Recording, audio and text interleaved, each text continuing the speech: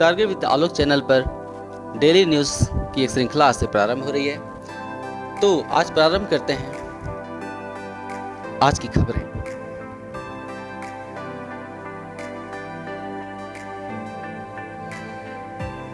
हमने children's day, father's day, mother's day सुना, लेकिन कभी रसगुल्ला डे या रसगुल्ला दिवस मनाते नहीं देखा और नहीं सुना होगा।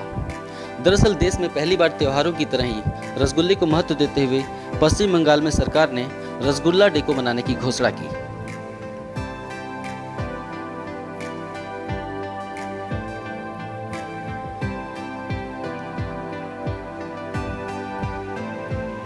पश्चिम बंगाल सरकार ने रसगुल्ले को भौगोलिक पहचान मिलने के 1 साल पूरा होने पर 14 नवंबर 2018 को रसगुल्ला दिवस आयोजित किया। पिछले वर्ष रसगुल्ले को पश्चिम बंगाल का रसोगोल्ला जीआई टैग मिला है। न्यू टाउन क्षेत्र में इको पार्क के एक हिस्से में बनाए गए मिष्टी हब में लगाए गए विभिन्न स्टॉलों पर रसगुल्लों के विभिन्न प्रकारों को इस अवसर पर प्रदर्शित किया गया। पिछले साल नवंबर महीने में पश्चिम बंगाल को रसगुल्ले के लिए जीआई टैग प्रदान किया गया था। जीआई टैग एक ऐसा चिन्ह है जो एक विशेष स्थान से उत्पन्न होने वाले उत्पाद की पहचान कराता है।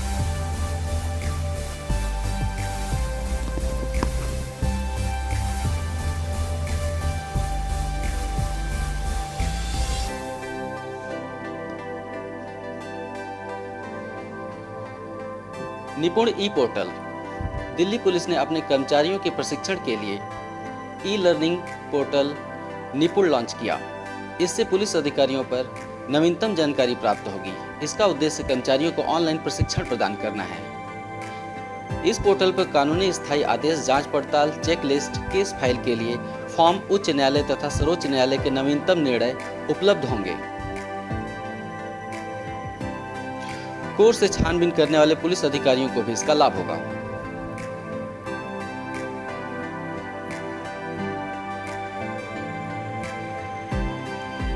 हिमा दास को यूनिसेफ इंडिया का युवा एम्बेसडर नियुक्त किया गया।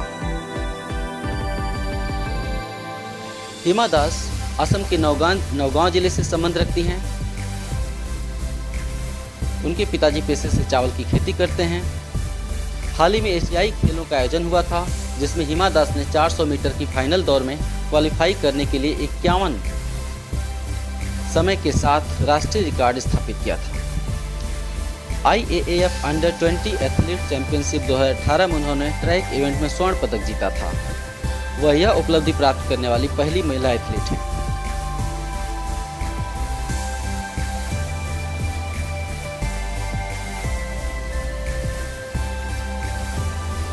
भारतीय एथलीट हिमा दास को यूनिसेफ इंडिया का युवा एम्बेसडर चुना गया है।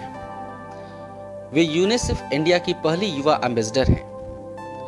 यूनिसेफ इंडिया केंद्र सरकार के साथ मिलकर देश के सभी बच्चों के सर्वांगीण विकास के लिए कार्य करता है।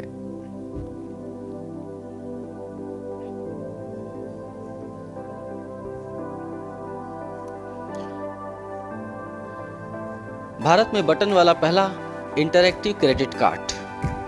यह क्रेडिट कार्ड बटन वाला होगा। इंडस लैंड बैंक हाल ही में भारत का पहला बटन वाला इंटरैक्टिव क्रेडिट कार्ड लॉन्च किया।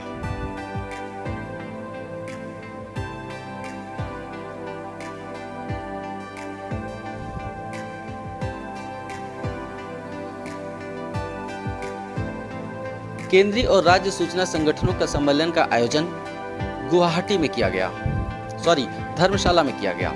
सांख्यिकी और कार्यक्रम क्रियान्वयन मंत्रालय ने इस सम्मेलन का आयोजन धर्मशाला में किया। सम्मेलन का आयोजन 15 से 16 नवंबर के बीच हुआ। यह 16वां सम्मेलन था। केंद्रीय और राज्य संगठनों का 16वां सम्मेलन था। इस सम्मेलन का थीम था आधिकारिक आंकड़ों में गुणवत्ता आश्वासन।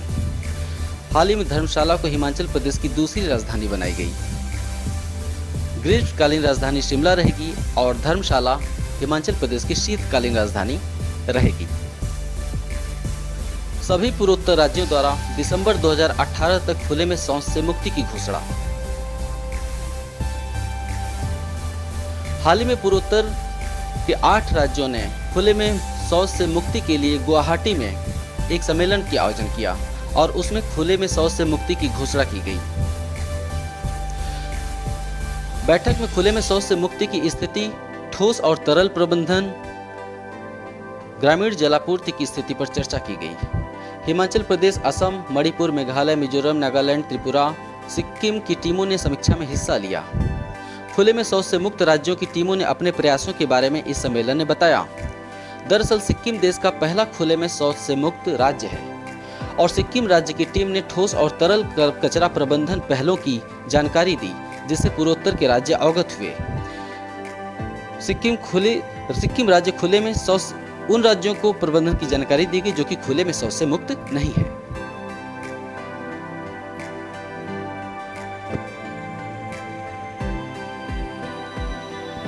ODF यानी ओरल डेफिकेशन फ्री, खुले में शौच मुक्त को संक्षेप में ODF कहते हैं। भारत सरकार के पेयजल एवं स्वच्छता मंत्रालय में खुले में शौच से मुक्त की सार्वभौमिक परिभाषा दी गई है।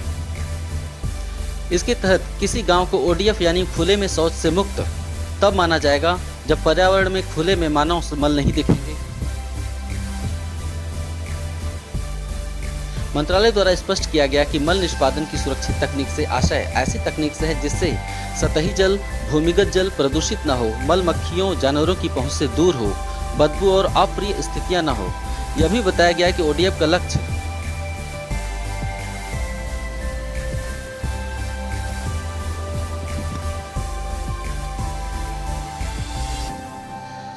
रामायण एक्सप्रेस दिल्ली से प्रारंभ। दिल्ली के सफदरगंज रेलवे स्टेशन से 14 नवंबर को पूरे रामायण सर्किट पर दौड़ने वाली विशेष पर्यटक ट्रेन श्री रामायण एक्सप्रेस को हरी झंडी दिखाकर रवाना किया गया।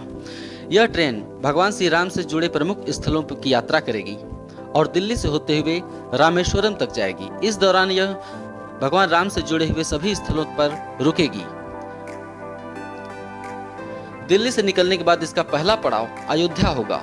अयोध्या के बाद यह हनुमानगढ़ी, रामकोट, कनक भवन मंदिर जाएगी। ट्रेन रामायण सर्किट के सभी महत्वपूर्ण स्थलों को कवर करेगी। ट्रेन अपनी यात्रा तमिलनाडु के रामेश्वरम में समाप्त करेगी और यह यात्रा 16 दिनों में तय की जाएगी, यानी दिल्ली से रामेश्वरम की यात्रा 16 दिनों में तय की जाएगी। लीप और अर्पित कार्यक्रम लॉन्च। यह मानव संसाधन विकास मंत्रालय का कार्यक्रम है। लीप और अर्पित उच्च शिक्षा में गुणवत्ता लाने के लिए लॉन्च किया गया है। इसका मकसद उच्च शिक्षा में गुणवत्ता लाना। लीप और अर्पित के तहत उच्च शिक्षण संस्थानों में पढ़ाने वाले शिक्षकों को उनके विषयों से संबंधित नई जानकारियों से अपडेट किया जाएगा। इसका मकसद है शिक्षकों को प्रशिक्षित करना ताकि उच्च शिक्षा में गुणवत्ता लाई जा सके। साथ ही लीडरशिप की प्रतिभा भी विकसित की जाएगी। मानव संसाधन विकास मंत्रालय की पहल पर तैयार किए गए इस प्रशिक्षण प्रोग्राम में विश्वविद्यालय के कुलपतियों से लेकर उच्च शिक्षण संस्थानों के निदेशक और शिक्षकों को शामिल किया गया है। मौजूदा समय में देश भर के उच्च शिक्षण संस्थानों में करीब 15 लाख शिक्षक पढ़ा रहे हैं।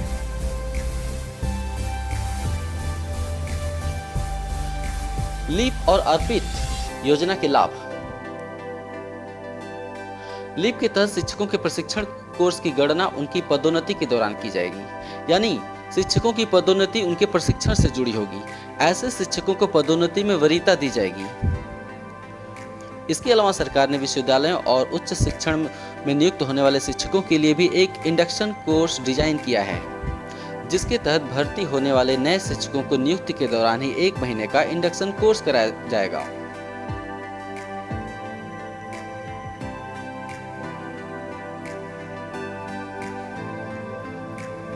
लीप यानी लीडरशिप फॉर एकेडमिशियंस प्रोग्राम। यह सरकारी उच्च शिक्षण संस्थानों में द्वितीय स्तर के अकादमिक क्षेत्र के लोगों के लिए 3 सप्ताह का, जिसके अंतर्गत 2 सप्ताह का घरेलू प्रशिक्षण और 1 सप्ताह विदेशी प्रशिक्षण, अग्रणी नेतृत्व विकास प्रशिक्षण कार्यक्रम है। इसका उद्देश्य दूसरे स्तर के अकादमिक प्रमुखों को भविष्य में नेतृत्व भूमिका ग्रहण करने के लिए तैयार करना है।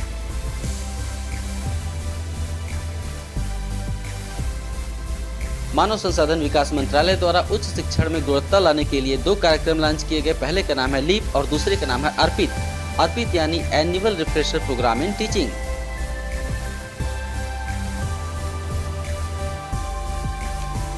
अर्पित MOOC प्लेटफॉर्म स्वयं का उपयोग करते हुए 15 लाख उच्च शिक्षा फैकल्टी के ऑनलाइन पेशेवर विकास के लिए प्रमुख पहल है।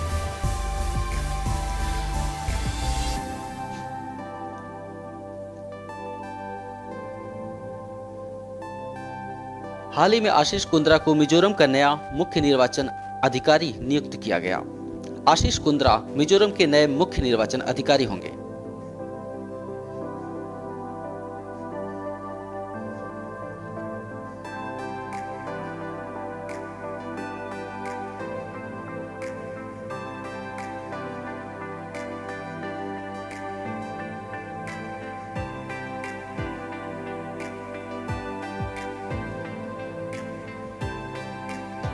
गुजरात सरकार द्वारा आयोजित किया जाने वाला वाइब्रेंट गुजरात शिखर सम्मेलन द्विवार्षिक निवेशक सम्मेलन है। ध्यान दीजिए, ये एक द्विवार्षिक निवेशक सम्मेलन है जिसका उद्देश्य बिजनेस लीडर्स निवेशकों को एक प्लेटफॉर्म पर एकत्रित करना है।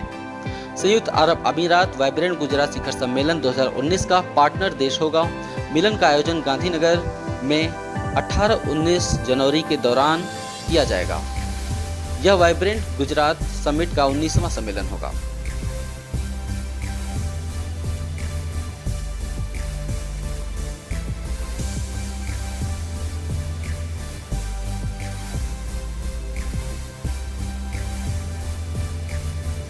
हाल ही में प्रधानमंत्री नरेंद्र मोदी द्वारा सरदार पटेल की 182 फीट ऊंची प्रतिमा का अनावरण करने के बाद अब कर्नाटक सरकार ने 125 फीट ऊंची मदर कावेरी स्टैच्यू बनाने की घोषणा की। प्रधानमंत्री द्वारा अनावरण किया गया सरदार पटेल की प्रतिमा, जो कि 182 फीट ऊंची है, दुनिया की सबसे ऊंची प्रतिमा है। इसी तर्ज पर कर्नाटक को मदर कावेरी प्रतिमा बनाने का प्रस्ताव रखा है। कर्नाटक सरकार ने मंत्री डी शिव कुमार ने इस पर मुहर लगाई। इस प्रतिमा के निर्माण में किसी भी सरकारी पूंजी का इस्तेमाल न किए जाने की घोषणा भी की गई। डी शिव कुमार ने कहा कि यह बिल्कुल एक मूर्ति नहीं है, एक टावर की तरह होगी। इसके लिए जमीन पहले से तय कर ली गई है और हम निवेशकों को यहां निवेश करने के लिए आमंत्रित करेंगे। इसमें सरकारी पूंजी का इस्तेमाल नहीं किया जाएगा। यह एक पर्यटन स्थल होगा। नई झील बनाई जाएगी जिस पर ये संरचनाएं बनाई जाएंगी। म्यूजियम कॉम्प्लेक्स के ऊपर यह प्रतिमा बनाई जाएगी। यह प्रतिमा के KSR झील से लंबी होगी।